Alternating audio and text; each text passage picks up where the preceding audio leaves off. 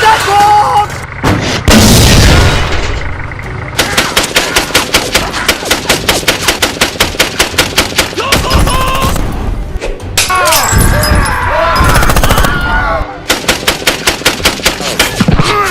Fenster im ersten Stock!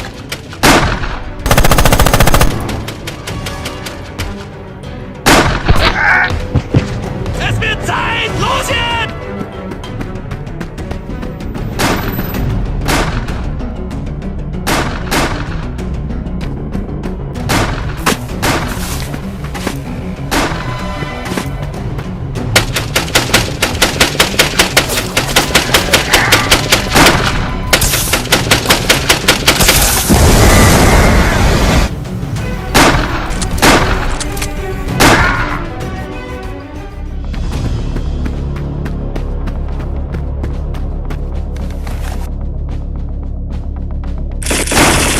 Feindlich Gott!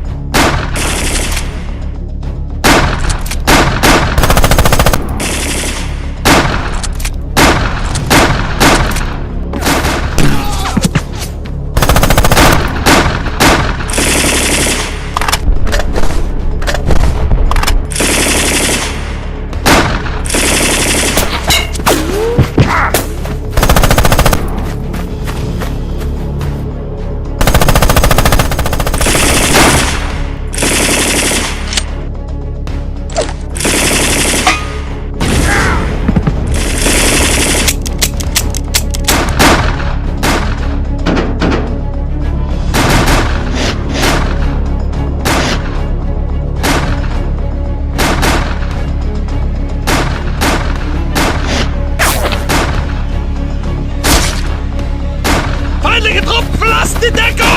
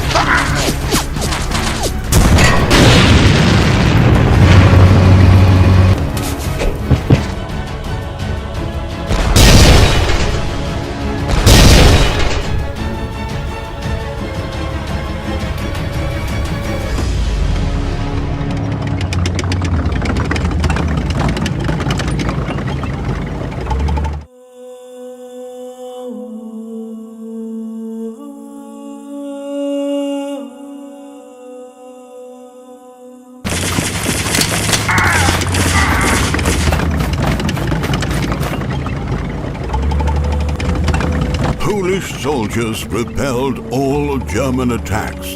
In fact, The city of Warsaw was never captured by Hitler. However, the capital of Poland was under siege, and after a few weeks of active fighting in the city, food, water, ammunition, and medicines began to run out. On September the 27th, Army Warsaw General Julius Rommel signed a ceasefire agreement and Warsaw capitulated. Warsaw was given to Hitler. On September 31st, 1939, German units entered the capital of Poland. The city was occupied until January the 17th, 1945. Halo, halo? Czy nas słyszycie? To nasz ostatni komunikat.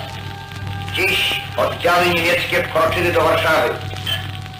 Braterskie pozdrowienie przesyłamy żołnierzom polskim walczącym na Helu i wszystkim walczącym gdziekolwiek się jeszcze znajdują. Jeszcze Polska nie zginęła. Niech żyje Polska!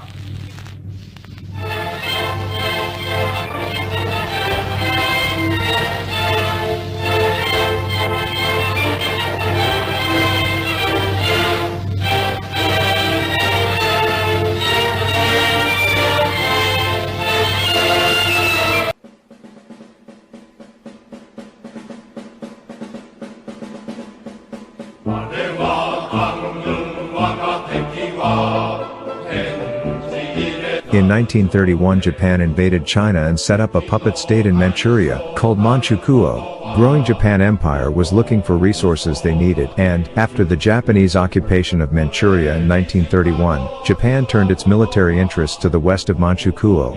It was the territory of Mongolia, but Mongolia was a communist state, allied with the Soviet Union. Clashes between Japanese and Soviet forces occurred frequently along the border of Manchuria. The Japanese maintained that the border between Manchukuo and Mongolia was the Khalkhin Gol, or Khalkha River. In contrast, the Mongolians and their Soviet allies maintained that the border ran 16 kilometers east of the river, just east of Namonhan village. That disputed area became a battlefield in 1939. The incident began on May 11, 1939. A Mongolian cavalry had entered the disputed area in search of grazing for their horses. On that day, Manchu cavalry attacked the Mongolians and drove them back across the river Khalkhin Gol. The local war began.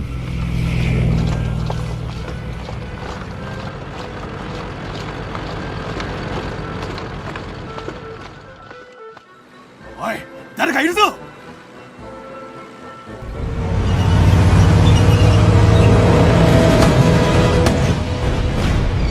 So, 次だ!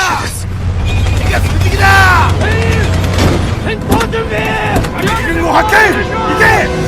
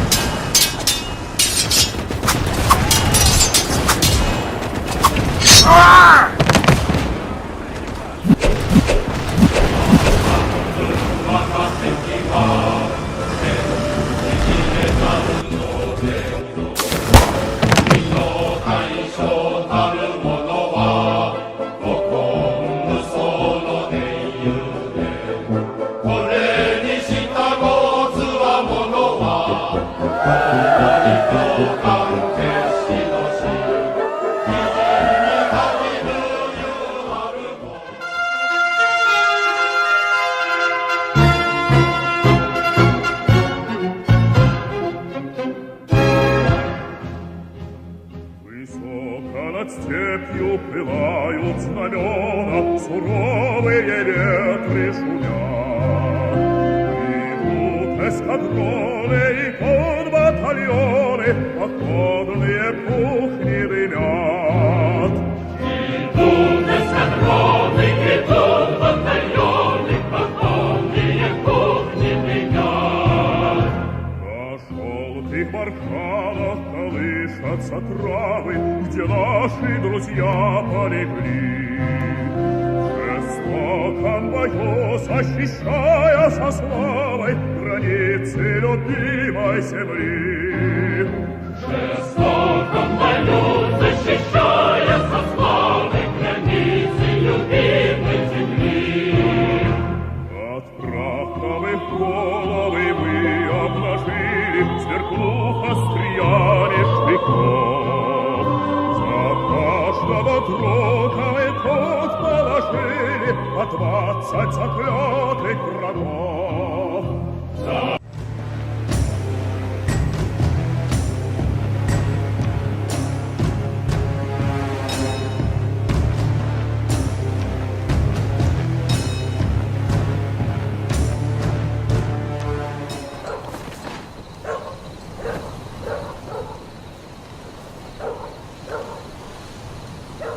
Anybody got any movement? Negative.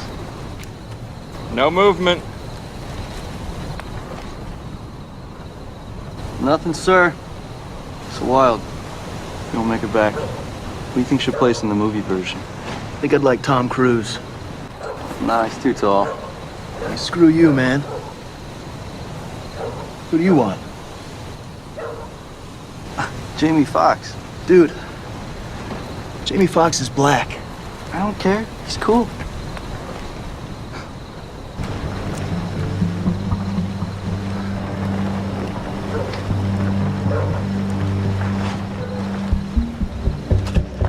Report any movement.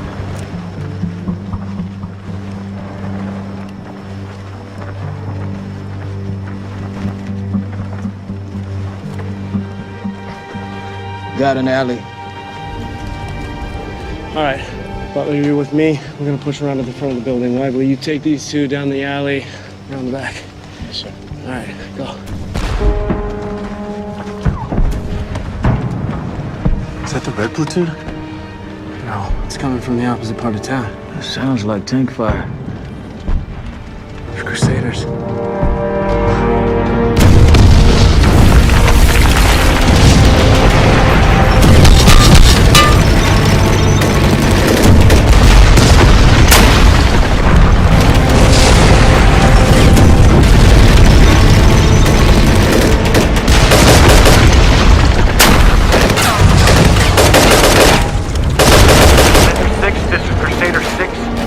Has re-entered Stoddard City. Resistance is heavy, but we're making good progress. We're 7 tanks strong now. Over. That's my first bit of good news in a while, Crusader 6. Your ETA to Round Dungeon, over. With hostile activity and barricades, I anticipate 45 minutes to an hour.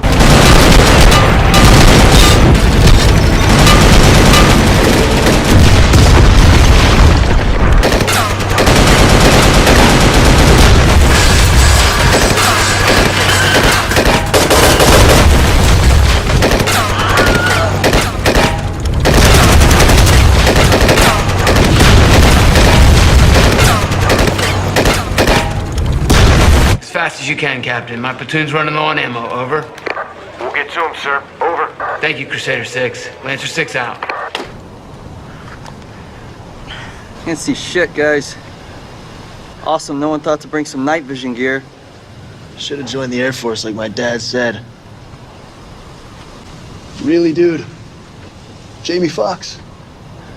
As in living color. Booty call. Any Given Sunday. It's a great movie.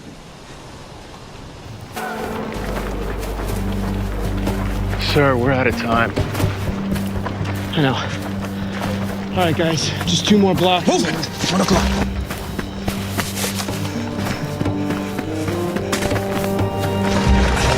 What you see?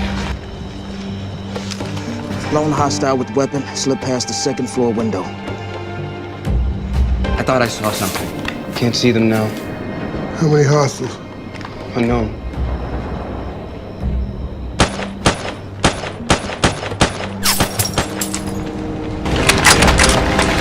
Stop! Sergeant! Nobody move! Do not fire! What? What are you talking about? That wasn't an AK, that was an M16. Oh, shit. What's that mean? He thinks there are guys out there. Friendlies! It's Miltenberger! Friendlies, everyone hold your fire! That's our guys. That's our guys, let's go.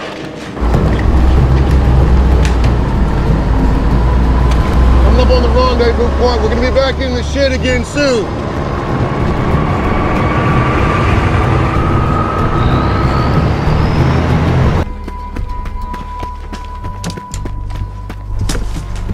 Nancy 6, this is Comanche Red 1, over. Red 1, be advised, Rescue 3 is launching. I need you to get your flares set and be ready to signal, over. Roger that, over. And sir, our ammo's nearing black. I'm not sure how long we have now. Over. We're coming, Red 1. We're gonna get you out. Over. Yes, sir. Over. Lancer 6 out. Prep the flares. Rescue 3 is about to launch. Roger that. We anticipate rendezvous with the Crusader tank platoon on target around the same time, but there's no guarantee. As we saw before, we still got to launch. Platoon's real low on ammo, so in order to minimize our exposure to enemy fire, we'll be taking the long route, Route Silver. Once we turn west on Delta here, we're bound to face heavy resistance. Our single biggest challenge after we turn onto Delta is pinpointing the alley, due to a lack of landmarks from our direction of approach. We know they're in an alley somewhere between Route Silver and a mosque down Delta. So the platoon will fire 3 flares to signal their position as we approach. Once we confirm their location, White 4 and 5 will stop to cordon a perimeter and provide cover while we extract the platoon. Is everyone clear on the mission? We're almost done, guys. Let's bring our boys home. All right, you heard the man. Let's mount up.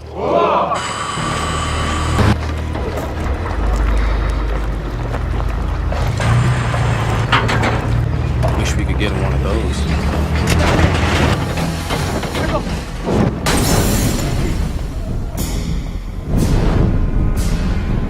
Heavy hostile activity.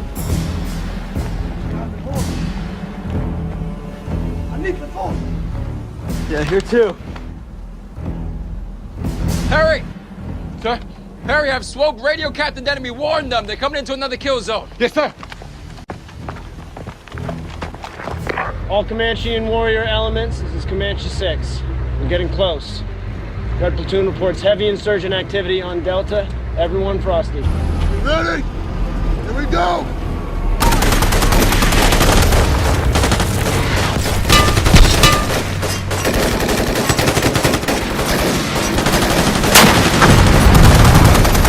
Red 4, this is Comanche 6. Convoy Spearhead has turned on Delta. Fire the first flare. Over.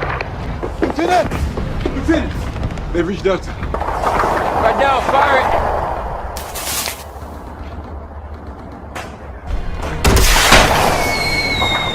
Come on, baby, got us home. Keep going! Keep going!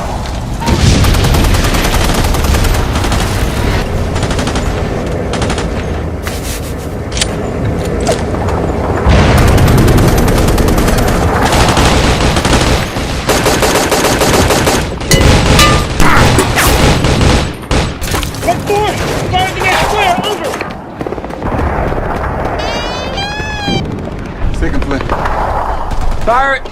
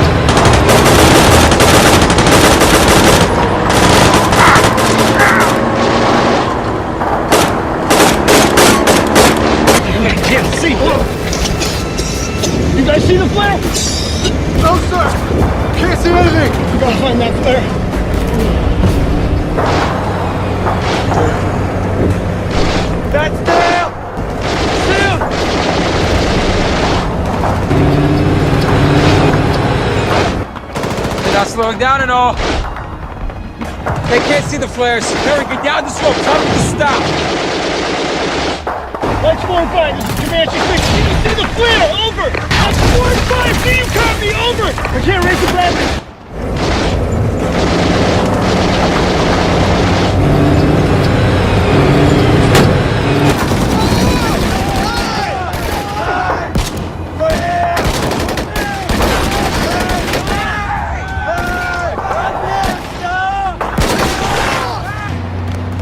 What the hell?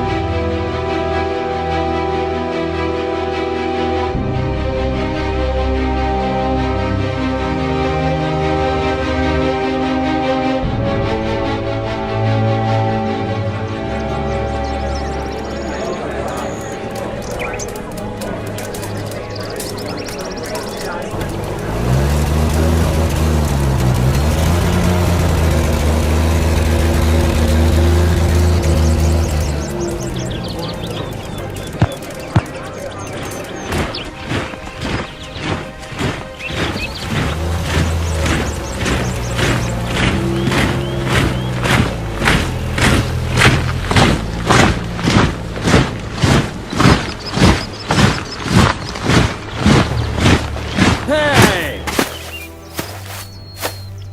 You with us? Yes. Really? Which regiment? Lahore Division, Indian British Army. Oh my god. What chance have we got of winning now? ਕੀ ਕਹਿੰਦੇ ਸੂਬੇਦਾਰ ਸਾਹਿਬ ਇਹ? कुछ नहीं. चलो. Do you realize it's Germans you're fighting? Do these men even know how to handle their rifles? Time will tell everything. Don't worry.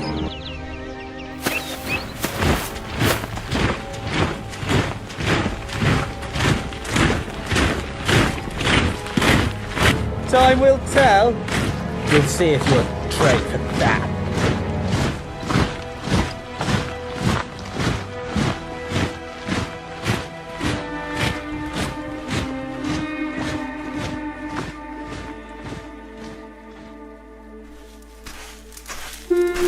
ਯਾਰ ਸੁਣਿਆ ਜੰਗ ਦੇ ਹਾਲਾਤ ਬਹੁਤ ਮਾੜੇ ਨੇ। ਬਰਤਾਨੀਆ ਦੇ ਬਹੁਤ ਬੰਦੇ ਮਰ ਰਹੇ ਨੇ, ਨਾ ਖਾਣ ਨੂੰ ਰੋਟੀ ਨਾ ਦਵਾਈ। ਤੇ ਉਧਰ ਜਰਮਨ ਵਾਲੇ, ਉਹਨਾਂ ਦੀ ਗਿਣਤੀ ਬਹੁਤ ਜ਼ਿਆਦਾ, ਹਥਿਆਰ ਵੀ ਉਹਨਾਂ ਕੋਲ ਵੱਡੇ ਵੱਡੇ ਨੇ। ਹਾਲਾਤ ਬਹੁਤ ਮਾੜੇ ਨੇ। ਸੱਜਣ ਵੀਰੇ, ਮੈਂ ਮਰਨਾ ਨਹੀਂ ਚਾਹੁੰਦਾ। ਬੇਬੇ ਦੇ ਕੁਝ ਸੁਪਨੇ ਨੇ।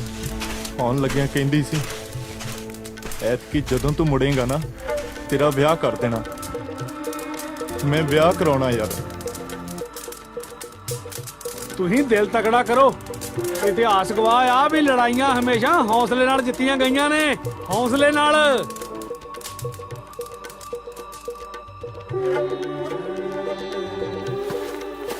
ਤੇਜੇ ਓਏ ਥੱਲੇ ਉਤਰ। ਉਹ ਦੇਖ ਕੇ ਤਾਂ ਆਵਾਂ, ਜਰਮਨ ਵਾਲੇ ਦਿਖਦੇ ਕਿਹੋ ਜਿਹੇ ਆ। ਤੈਨੂੰ ਕਿਹਾ ਥੱਲੇ ਉਤਰ। ਨਹੀਂ ਗੋਲੀ ਚਲਾਉਂਦਾ। तेरा दिमाग खराब हो गया? उधरों की एक गोली आनी है, तेरा सारा काम खत्म हो जाना।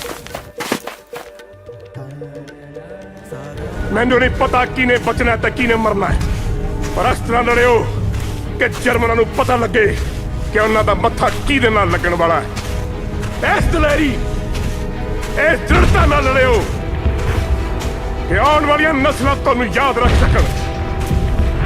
जर्मनां कोल हथियार वड्डे हो सकदे हैं, पर साथों वड्डे जिगरे नहीं हो सकते। अपनी अपनी दस्तारां नूं ढाला बना लो ते अपनी हिक्कां नूं पत्थर।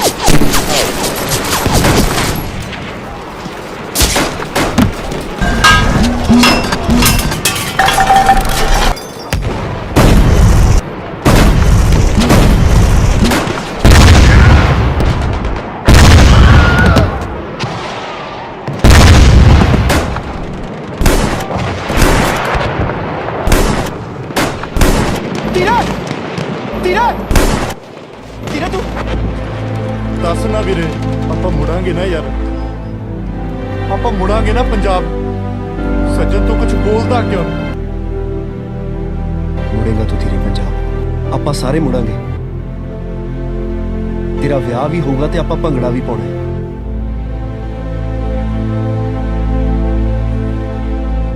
ਯਾਰ ਰਹਿ ਗਿਆ ਨਾ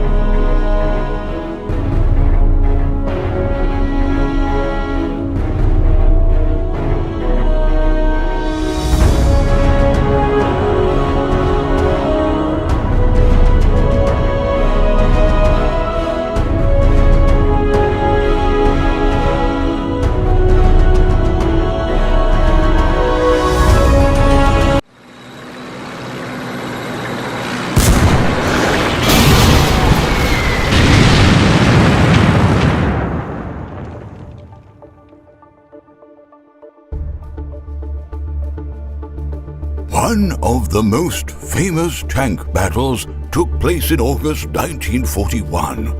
This fight was called Kolobanov's Heroic Deed.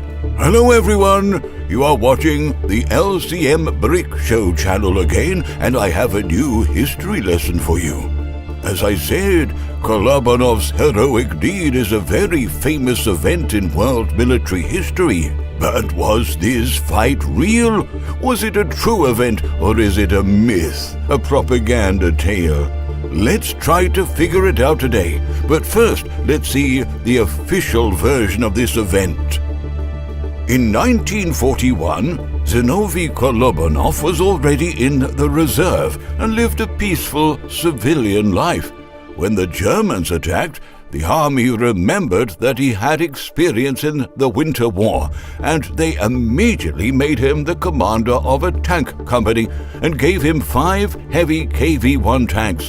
On the 19th of August, he received his first order. Не знаю, кто этот дед, но он все правильно сказал. У тебя опыт Финляндии, и поэтому ты теперь командир танковой роты. Поздравляю. Ситуация тяжелая. Наша оборона прорвана, и враг движется на Ленинград. Нужно его задержать. На нашем участке требуется перекрыть сразу 3 дороги, но у нас всего 5 танков, ну и немного пехоты. Колобанов, слушай внимательно. По данным разведки, сюда идет много танков, прям очень много. Я не знаю, как ты это сделаешь, но ты должен их остановить на всех 3 дорогах. За тобой никого. Приказ ясен. Что-нибудь придумаю.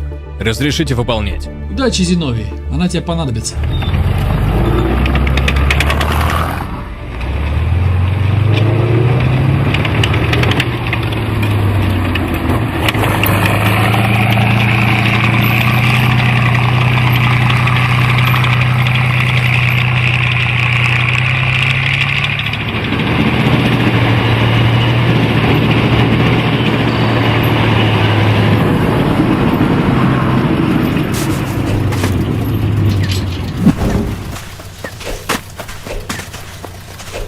Так, пехота, тут отличное место для засады.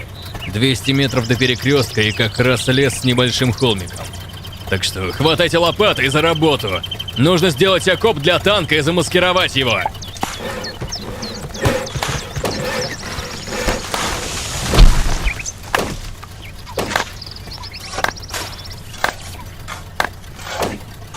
Ну что, у нас 5 танков и дороги 3. Поступим следующим образом. Я останусь тут, у совхоза в Войсковице, а на 2 другие дороги вы пойдете парой. Не знаю, откуда могут пойти немцы, но есть приказ стоять насмерть. Так что окапываемся и держим оборону. Место подготовлено. Хорошая огневая точка получилась. Ждем гостей.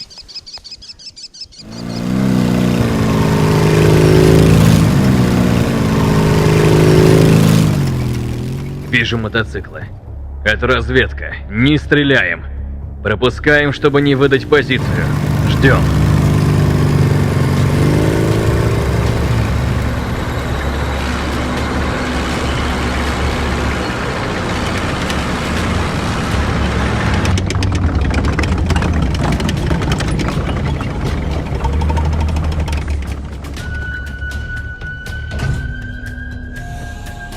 А вот это для нас работа. Танки. Много танков. Всем приготовиться! Ориентир 2 березы! Головной танк! Бронебойный! Подкрест! Огонь! Горит сучий потрох! Бронебойный!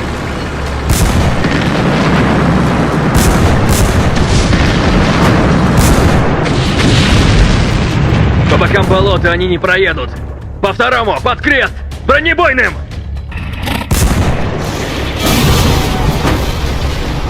Третий, быстрее! Огонь!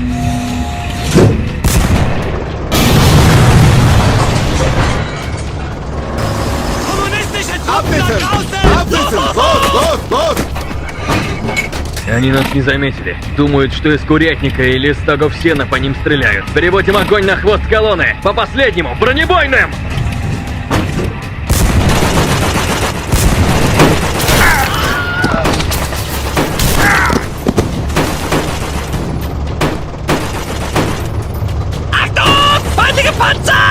In der Nähe dieser Kisten! Hey, Russe, ich habe ein Geschütz für dich!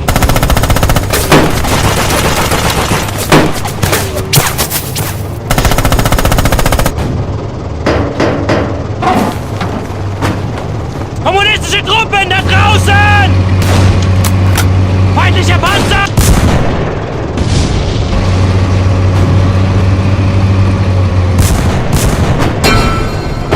Они нас заметили! Сейчас будет жарко! Бронебойный!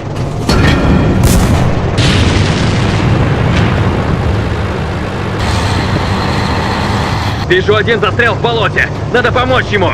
Огонь!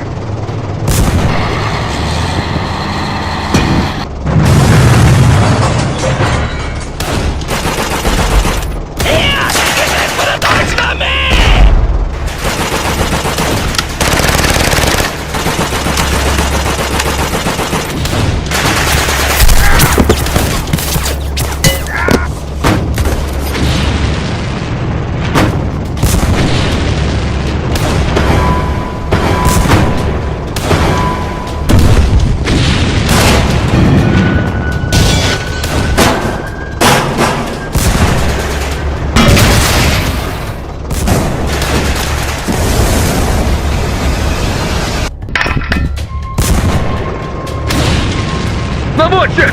Вижу противотанковую пушку! Срочно убери ее! Осколочную фугасным! Быстрее! Молодец! Давай снова по танкам!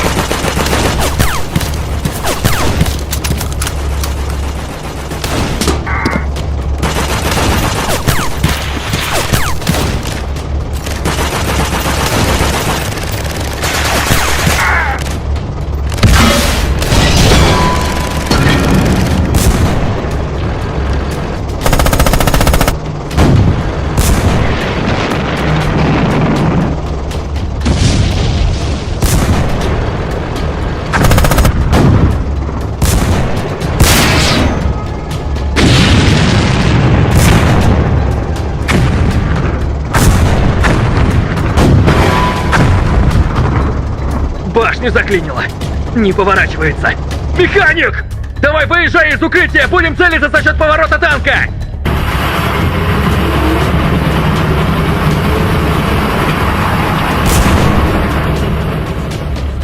In that battle, Kolobanov's tank received more than 150 hits, but not a single shell could penetrate his armor. The Soviet tank itself officially destroyed 22 German tanks, several armored personnel carriers, and several enemy guns. This fight is known as Kolobanov's feat. But was this fight real, a propaganda tale, or a real heroic deed? The first question is whether it is possible for one tank to defeat 22. And here we can give a positive answer.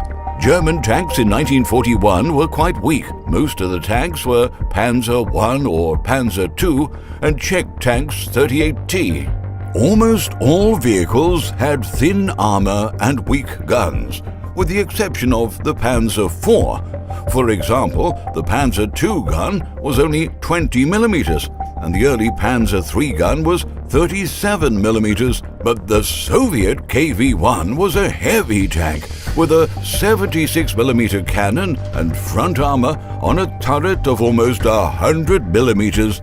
In addition, the tank was dug into the ground, and only an inconspicuous, well-armored turret protruded from the ground. So, knocking out 22 tanks doesn't look like a mission impossible. But there are doubts about the number when you imagine the length of a column of 22 tanks, several APC, and vehicles with infantry and anti-tank guns.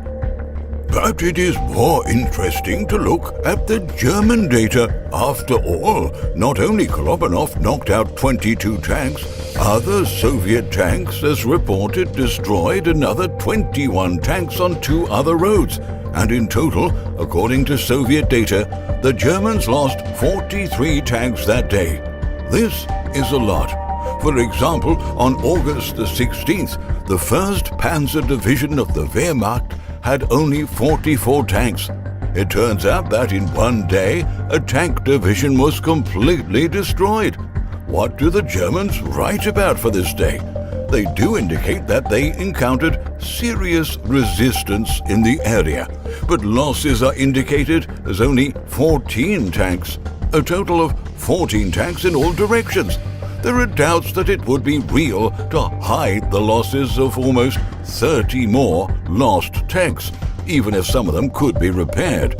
Well, what about the documents? Many data were classified in the USSR, and relatively recently, some of the documents were released. The first thing I want to note is that Kolobanov's tank was not alone.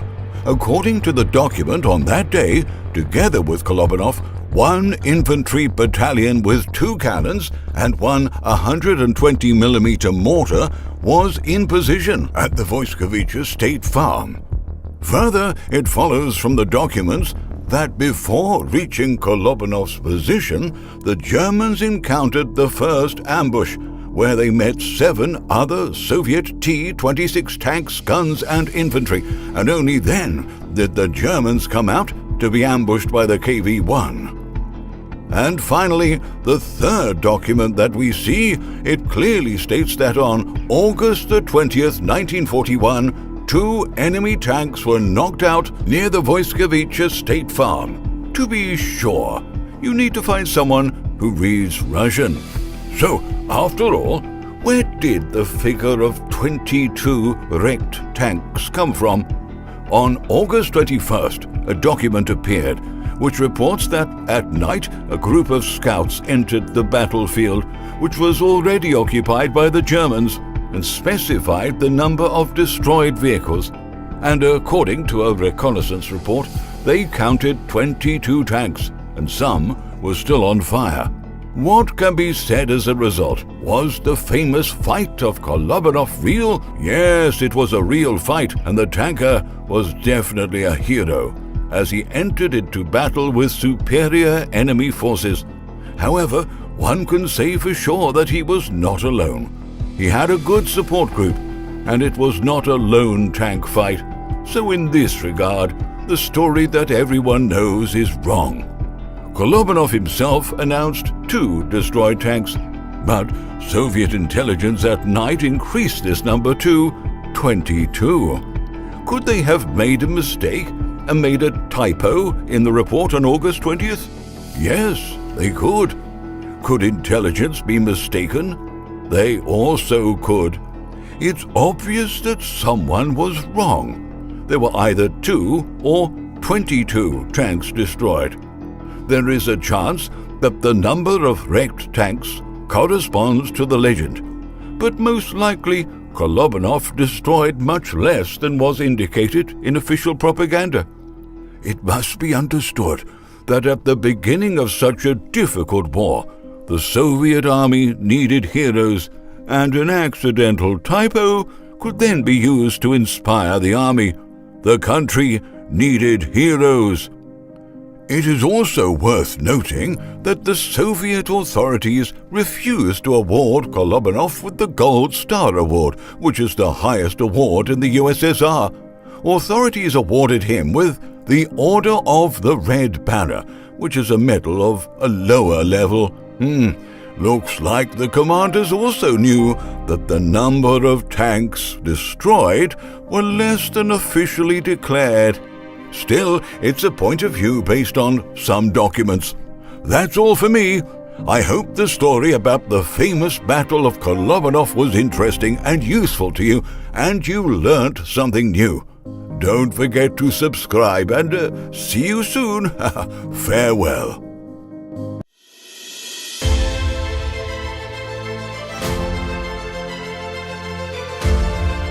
On September 27, 1940, Japan entered World War II.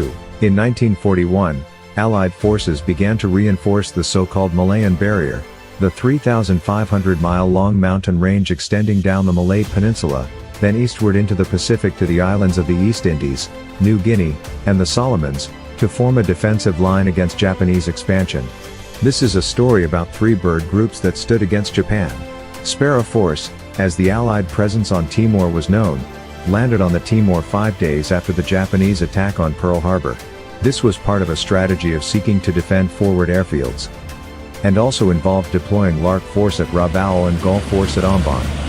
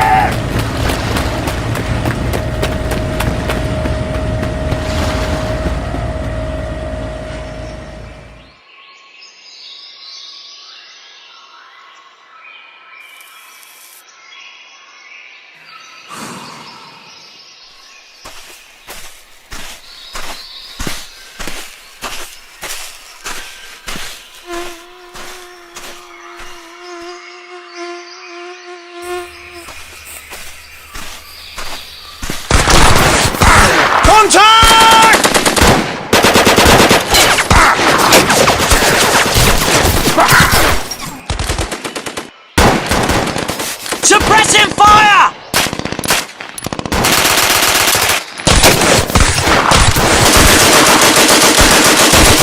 Cover me! I'm reloading!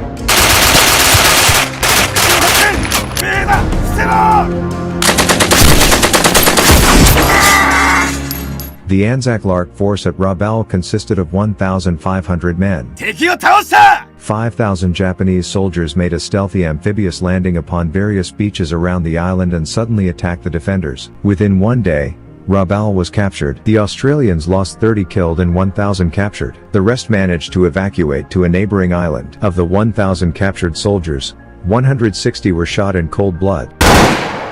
Japan Army lost 16 killed and 50 wounded. Rabaul was significant because of its proximity to the Japanese territory of the Caroline Islands, site of a major Imperial Japanese Navy base on Truk. Following the capture of the port of Rabaul, Japanese forces turned it into a major base and proceeded to land on mainland New Guinea, advancing towards Port Moresby.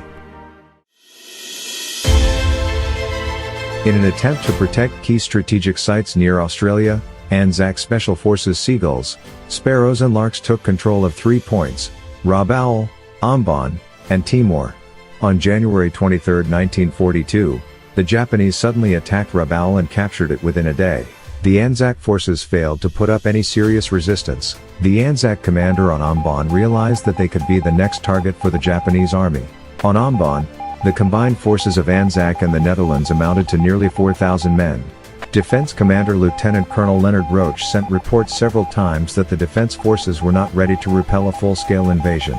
In particular, Roach stated that the Anzac soldiers had no field guns and no anti-tank weapons. He managed to make several reports before the Australian Central Command drew conclusions. They removed him and appointed a new commander who did not ask too many questions. Roach was relieved of command and was replaced by Lieutenant Colonel John Scott.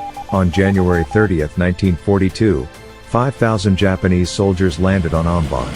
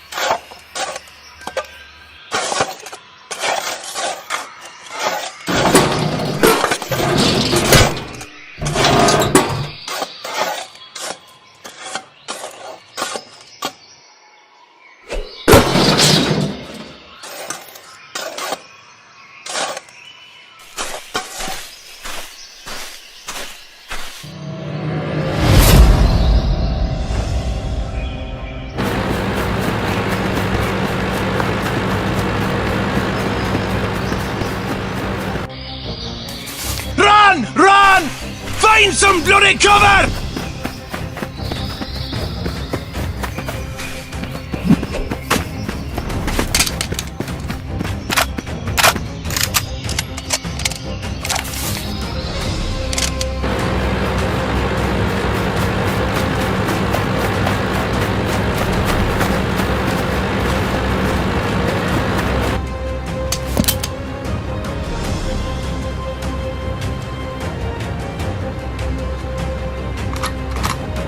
Open fire!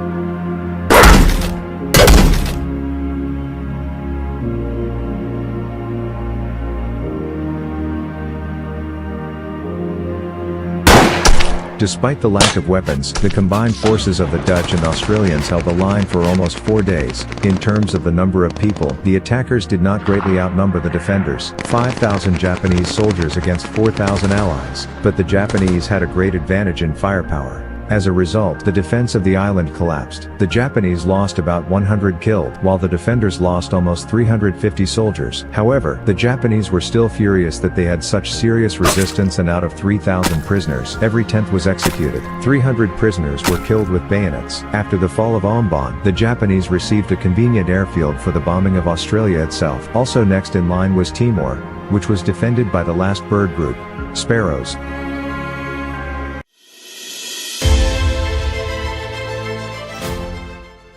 In January 1942, the Allied forces on Timor became a key link in the so-called Malay Barrier. There were about 3,000 Allied soldiers from Netherlands, USA, Australia, UK and Portugal. Rabaul fell to the Japanese on 23rd of January, followed by Ombon on 3rd of February, and both Gulf Force and Lark Force were destroyed. So 3,000 soldiers on Timor wasn't enough to defend the island, and additional Australian-American force was scheduled to arrive in February. An Allied convoy, carrying reinforcements and supplies, came under intense Japanese air attack and was forced to return to Darwin without landing.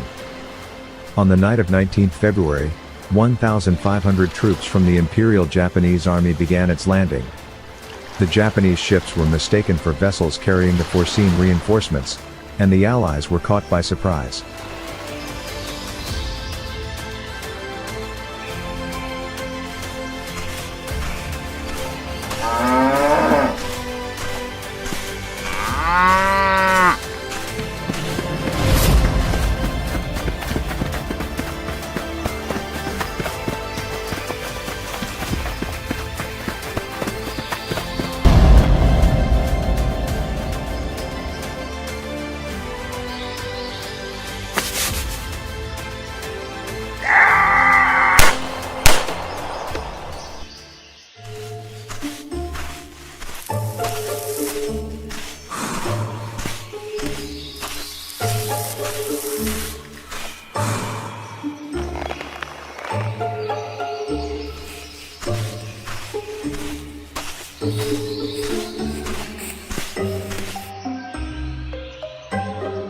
Hey, what are you doing here?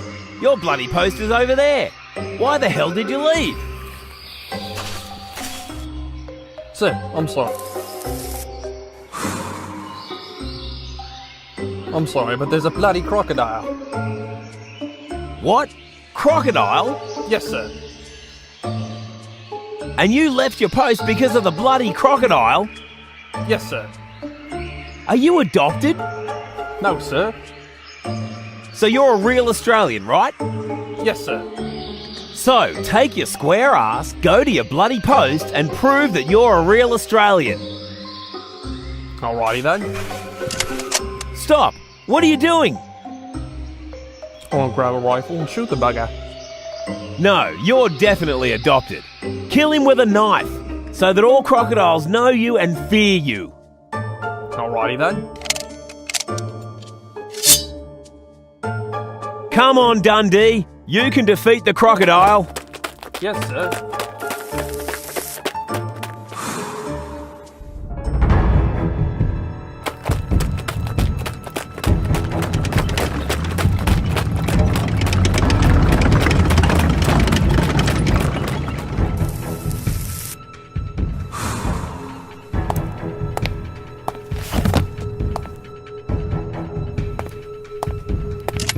Great job, Dundee. You are a true Australian.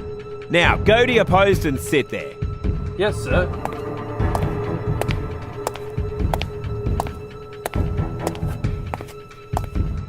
I actually thought he was joking about the crocodile.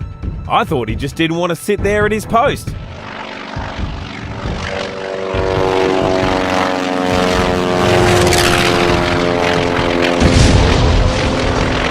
We're under attack!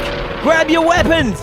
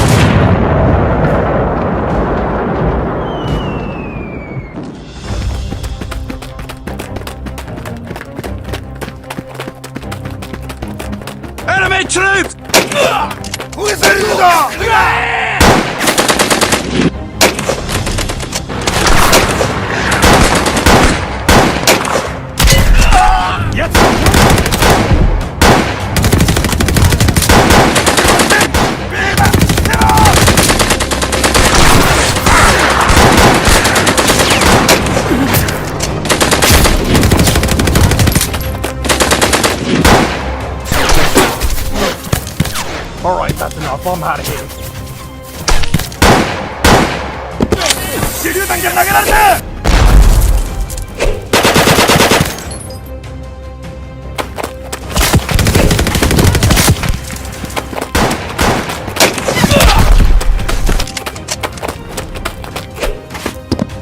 Where is the Japs? Definitely over there.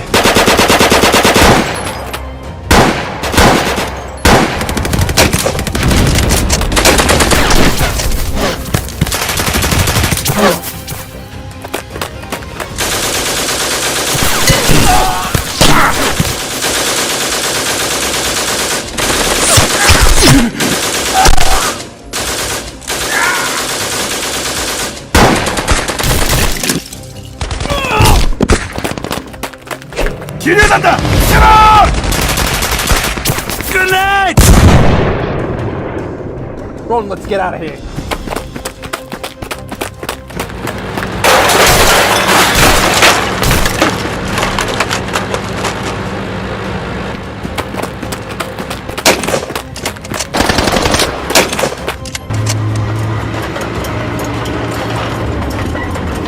Tank! They have a bloody tank!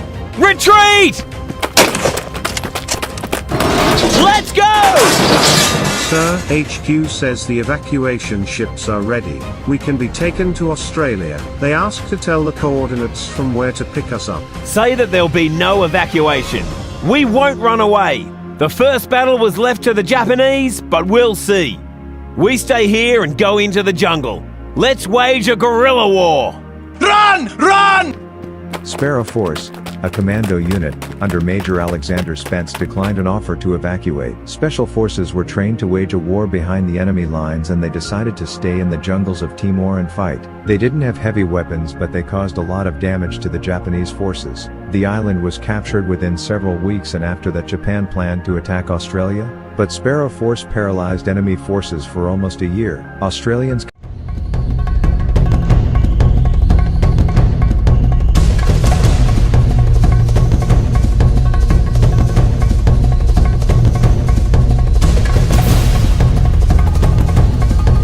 The year is 1879. The British Empire was expanding. To gain access to the rich South African lands, it was necessary to conquer one state, the Zulu Kingdom. Lord Chelmsford, the commander-in-chief of British forces, settled on 3 invading columns, with the main center column, now consisting of some 7,800 men, under his direct command. The British under Chelmsford pitched camp at Azanlawana on 20th of January, but did not follow standing orders to entrench. Once he had established the camp at Azanlawana, Chelmsford sent out 2 battalions to scout ahead. They skirmished with elements of a Zulu force which he believed to be the vanguard of the main enemy army. Such was his confidence in British military training and firepower that he divided his force, departing the camp at dawn on January 22 to find the main Zulu force with the intention of bringing them to battle so as to achieve a decisive victory, and leaving the remaining 1,300 men to guard the camp. It never occurred to him that the Zulus he saw were diverting him from their main force. Chelmsford had underestimated the disciplined, well-led, well-motivated and confident Zulus, the failure to secure an effective defensive position, the poor intelligence on the location of the main Zulu army, Chelmsford's decision to split his force in half, and the Zulus' tactical exploitation of the terrain and the weaknesses in the British formation, all combined to prove catastrophic for the troops at Azanlawana.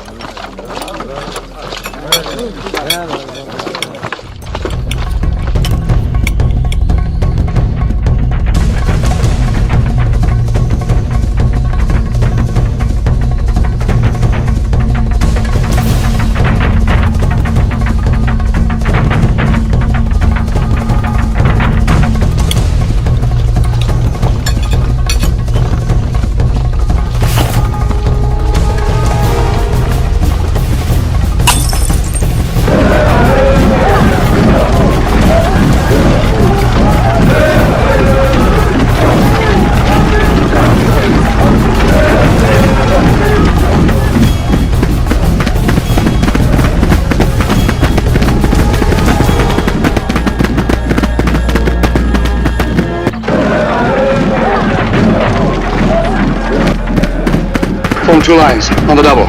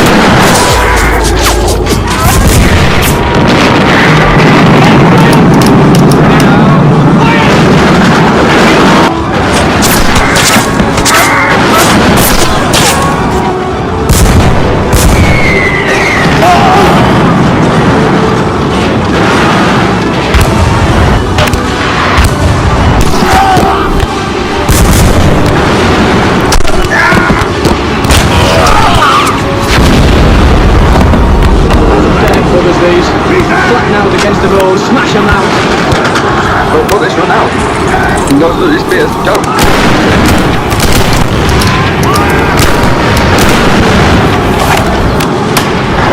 Ammo! I'm out of bullets! Me too, back to camp. Ammo! Ammo! We need bullets! Get calm and stay in line!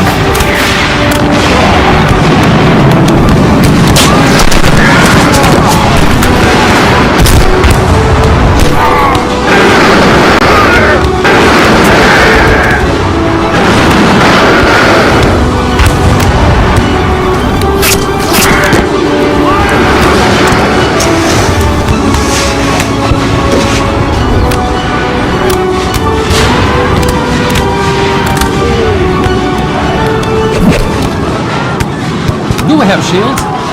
No, we don't. British Army doesn't use shields. We use only mortar weapons.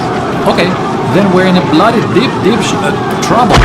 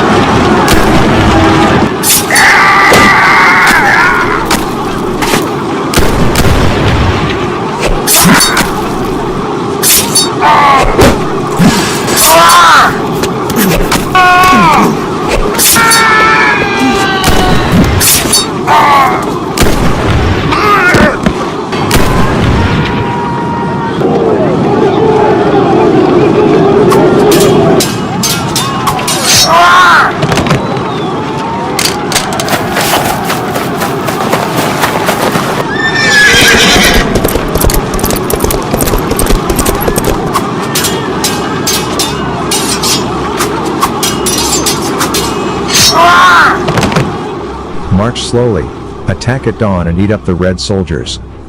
With these words, the Zulu leader sent his warriors into battle. About 20,000 fearless warriors with spears rushed at the cannons and modern rifles. Luck was on their side. But the losses were also terrible. In this battle, the Zulus lost about 3,000 killed or another 5,000 wounded. And almost all 1,300 people died in the British camp. Only a few lucky ones managed to escape. Some 1,000 Martini Henry rifles, the 2 field artillery guns, 400,000 rounds of ammunition, 3 colors, most of the 2,000 draft animals and 130 wagons, provisions such as tinned food, biscuits, beer, overcoats, tents and other supplies, were taken by the Zulu. Near the end of the battle, about 4,000 Zulu warriors of the unengaged reserve Undi Impi, After cutting off the retreat of the survivors to the Buffalo River southwest of Isand Lawana, crossed the river and attacked the fortified mission station at Rorke's Drift.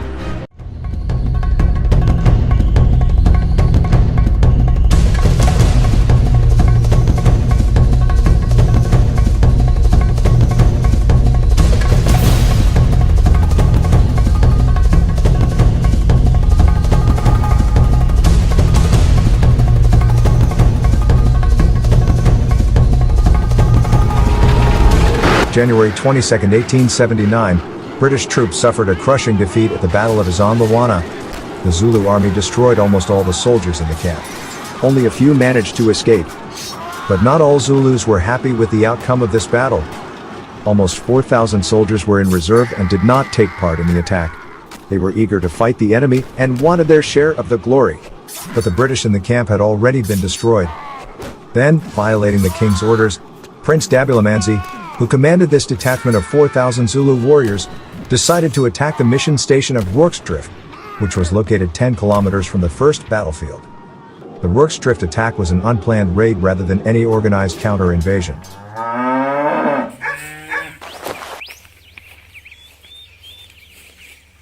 Gallopers from the column, sir.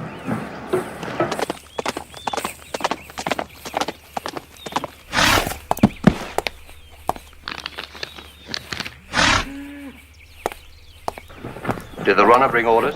He brought orders to the commander of this post. To do what? To hold our ground. To hold our ground? Bromhead, let's get one thing clear. What's the date of your commission? Now, don't tell me. I suppose you have seniority. 1872, May. 1872, February. Oh, well. If I may... Are you questioning my right to command? Oh, not your right, old boy. Never mind. We can cooperate. I'll be here, won't I? They're building barricades or something. What's it?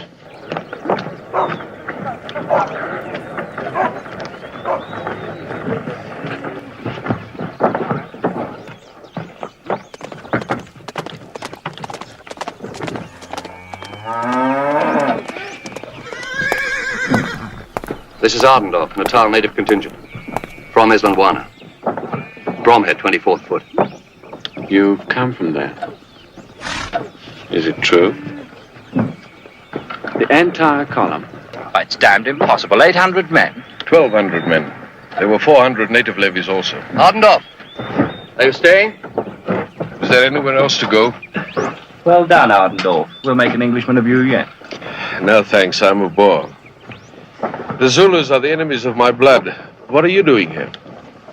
You don't object to our help, I hope. It all depends on what you damned English want for it afterwards.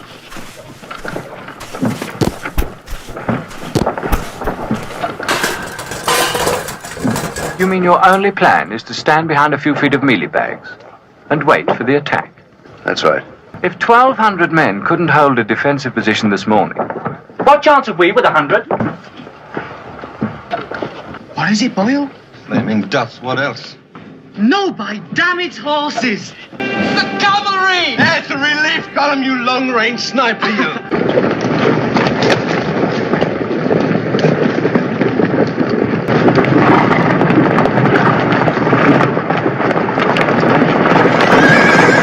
Stevenson, Denford Force. Thank God you're here. I'm surprised you're still here. Do you know there are 4,000 Zulus coming this way? We know. Can you throw out your men in a screen to the south of here? You know how the Zulus feel about cavalry. I know how my men feel about Zulus. We've only just got through them. Stevenson! Bromhead. What price this? I know your whole regiment's gone. Bromhead, if you know this man, tell him we need him. I'm sorry. I'm sorry. Look at my men. Stand fast! Stand fast, all of you! Where the hell are they going? Get them back here! Let go of my brothers. They're gonna die, they'll die on their own farms. You're the professionals. You fight here if you want to. We need you! Don't go! Don't go! Stay! We need you, damn you! We need you! It must be said that at some point in time the total contingent of Rourke's Drift was about 500 armed people, and this would be enough to successfully repel the Zulu attack, but the horsemen refused to participate in the defense and left the mission. We need you!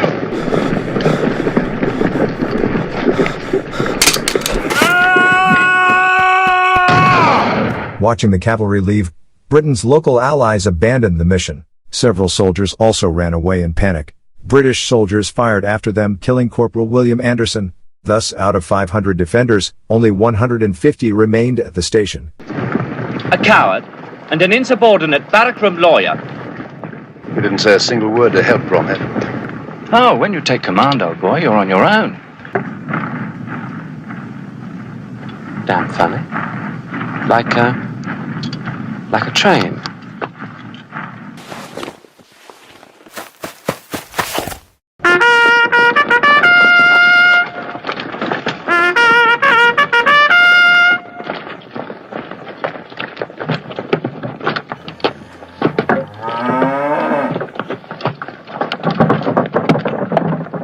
To your front. Mark the orders. Mark a target when it comes. Look to your front. Mark your target when it comes. Look to your front.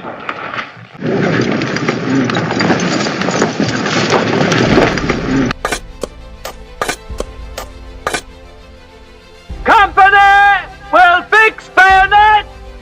Fix bayonet!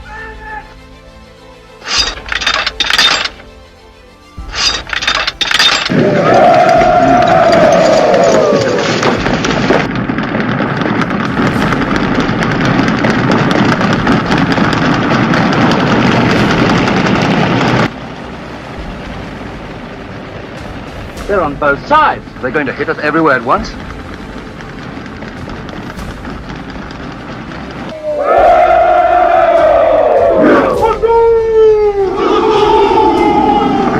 South Rampart at 100! Holy fire! Present! Fire!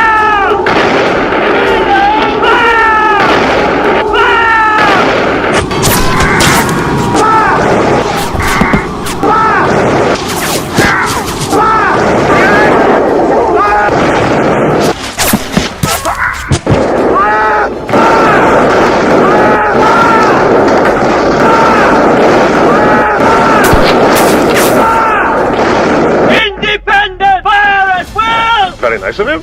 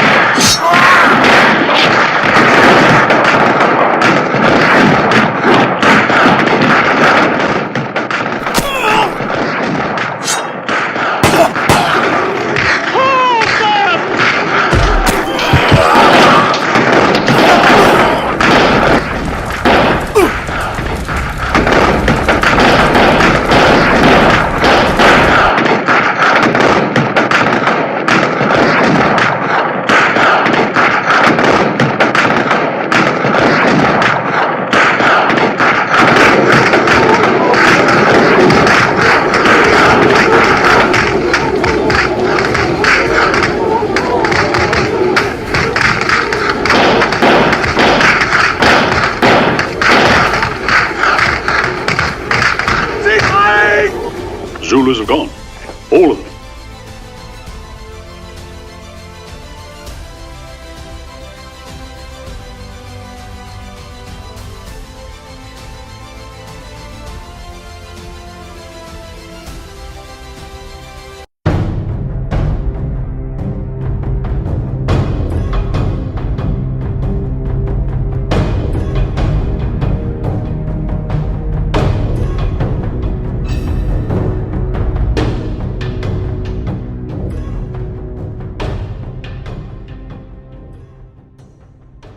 The Battle of France started, not in France. The primary purpose of the Germans was to tie down the strongest elements of the French First Army and keep it away from the main German attack by Army Group A through the Ardennes, as laid down in the German operational plan. The German breakout of the Ardennes was scheduled for 15th May, so in Belgium the Nazis had to play the role of bait so that the French would believe that this was where the main attack would be, on the city of Gembloux. And the French bought this trick. They threw their main forces into fortifying the city of Gembloux. But it took time for the infantry to dig in, so the French advanced the first French army to the city of Hanau in order to gain a little time. The task was to delay the Germans for 2 to 3 days.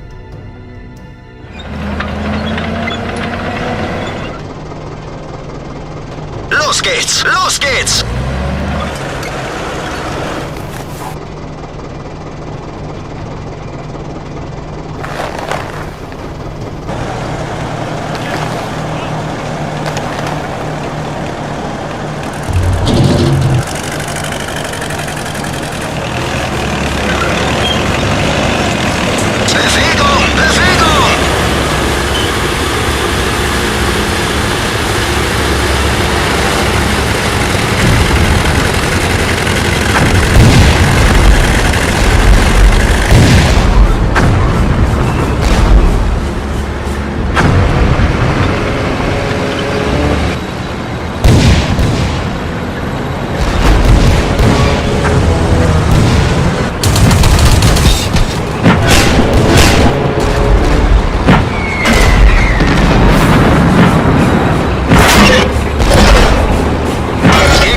Fahrzeug ausgeschaltet.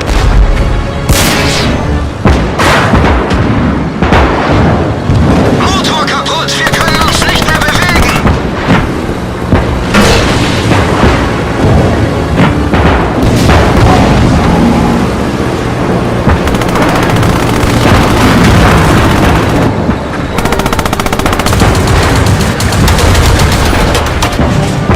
Zurück, lass uns gehen.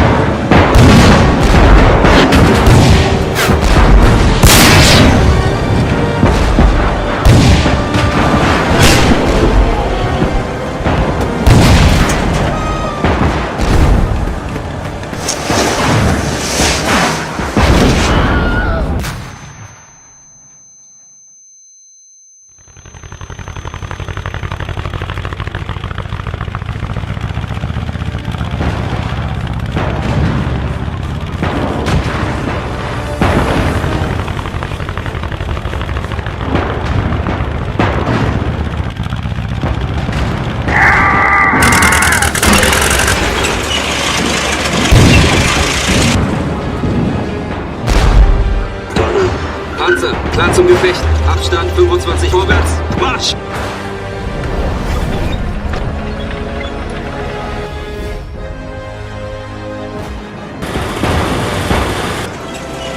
Je ne vois rien. Je ne comprends pas quelle est la commande.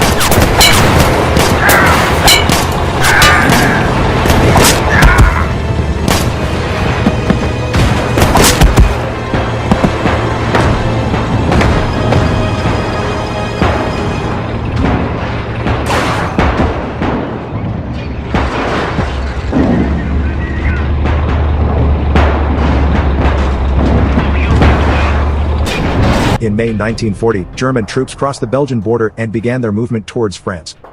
The Allies planned to stop Nazis in the Gembloux area, but in order to gain some time to strengthen their positions, the 1st French Army was sent to the city of Anu to delay the Germans for several days. The tank units of both armies moved faster than other units, and as a result, on May 12, 1940, they met. So on May 12th, the largest tank battle at that time took place near the city of Anu. The next day, May 13th, infantry approached both armies and the battle continued.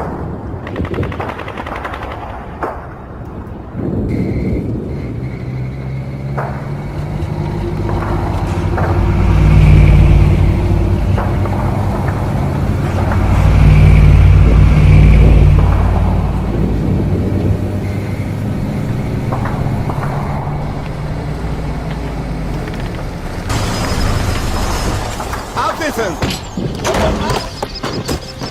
Absitzen! Bewegt euch! Los! Los!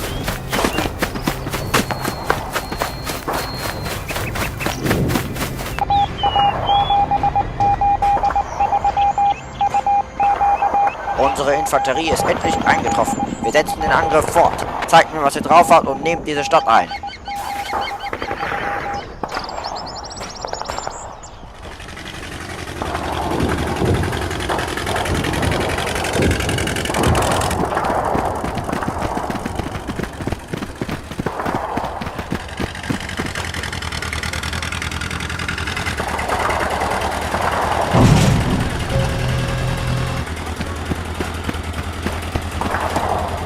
Positionnez ici, enfoncez la porte et positionnez la mitrailleuse à étage.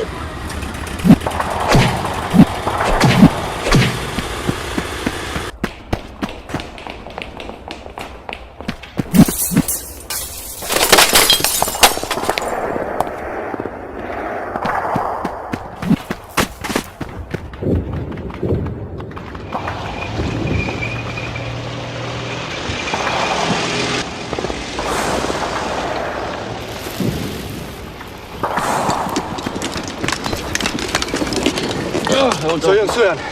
Wir greifen weiter an. Ihr bleibt aber hier in der Stellung.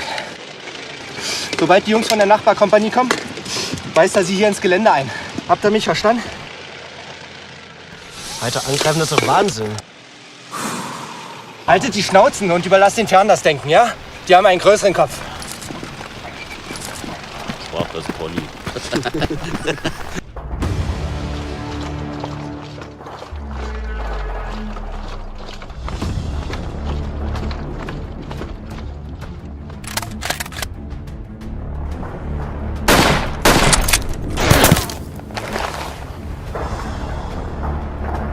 Wir brauchen Deckungsfeuer.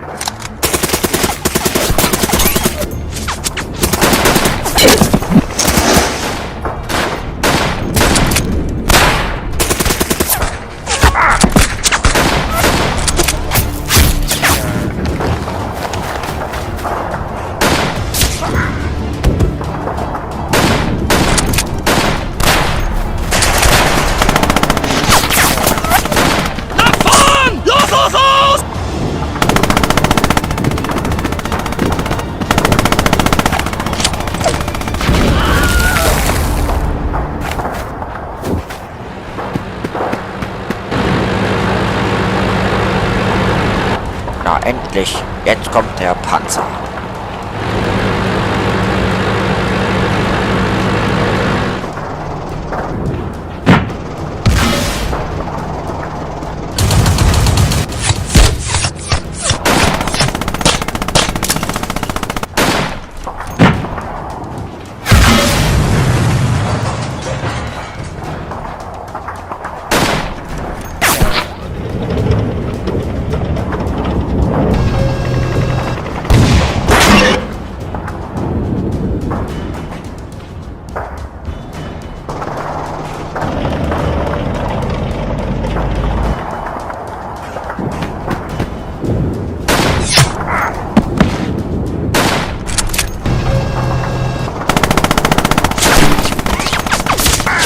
Bewegt euch! Na los! Bleibt hinter dem Panzer!